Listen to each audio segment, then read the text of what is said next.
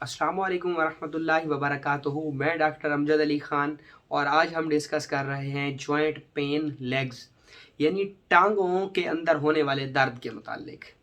यानी टांगों से मुराद अब नी जॉइंट पेन भी इसमें आ जाएगा, या पिंडलियों का या टखने का नीचे जॉइंट पेन अगर आपको हो रहा है तो ये क्या है, कैसे होता है, इसके काजेज़ और ट्रीटमेंट क्या है, इसी को हम डिस्कस कर रहे हैं। देखें, अगर आपकी पाँव की हड्डी में, आपके टखने की हड्डी में जॉइंट पेन आपको फील हो रहा है, या आपको जो है ना घुटने की हड्डियों में दर्द हो रहा है, तो इसकी मुख्तलिफ वजूहात हो सकती हैं। जैसा कि यूरिक एसिड के बढ़ने की वजह से आपको ये दर्द हो सकता है, कोई गहरी चोट आने की वजह से ये दर्द हो सकता है, या किसी हादसे की सूरत में आपको ये दर्द हो सकता है। सोजिश भी वहाँ उस हिस्से पर हो सकती है।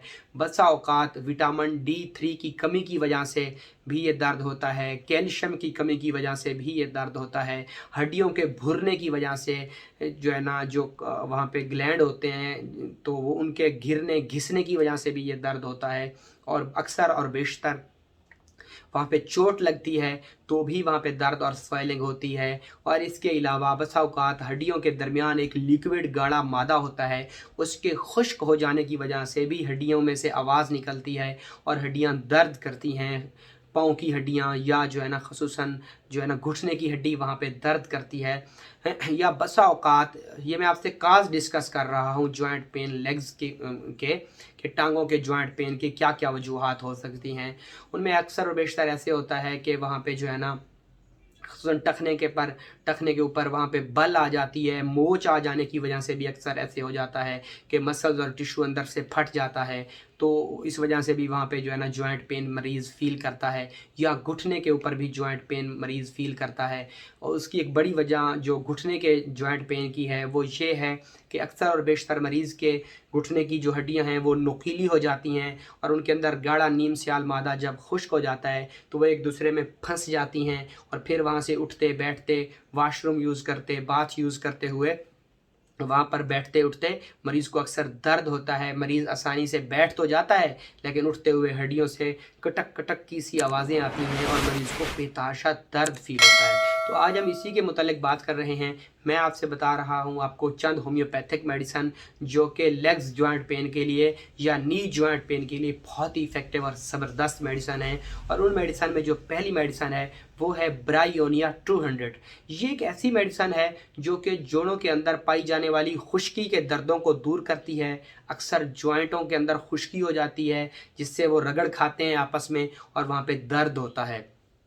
तो अगर ऐसी कंडीशन हो मरीज़ की तो आप ब्रायोनिया 200 पोटेंसी में यूज़ करवाइए, और ख़ासकर खुश्की की वजह से वहाँ पे सोजिश हो जाए तो उसके लिए ब्रायोनिया 200 बहुत ही इफ़ेक्टिव और ज़बरदस्त मेडिसन है। इसी के साथ इसकी जो दूसरी बड़ी मेडिसन है हमारी वो है कलकेरिया फ्लोर। कलकेरिया फ्लोर जो है वो भी आपने 200 पोटेंसी में आपने यूज़ करनी है। ये भी बहुत ही इफ़ेक्टिव है जबकि हड्डियों का साइज़ बढ़ जाए, हड्डियों के आपस में हड्डियां जो है ना नुकीली हो जाएं और आपस में हड्डियां धंसने लग जाएं, तो उनके लिए कलकेरिया फ्लोर बहुत अच्छी है। आप 200 पोटेंसी में ले आइए और सुबह शाम इसके 3-3 कतरे 1 चम्मच पानी में डालकर पीजिए। इसी के साथ आखिरी होम्योपैथिक मेडिसन जो है वो है आर्निका 200। आर्निका चोटों की, दर्दों की बहुत ज़बरदस्त मेडिसन है। ये भी आप 200 पोटेंसी में सुबह और शाम यूज़ करें तो इंशाअल्लाहुल अज़ीज़ आपको जो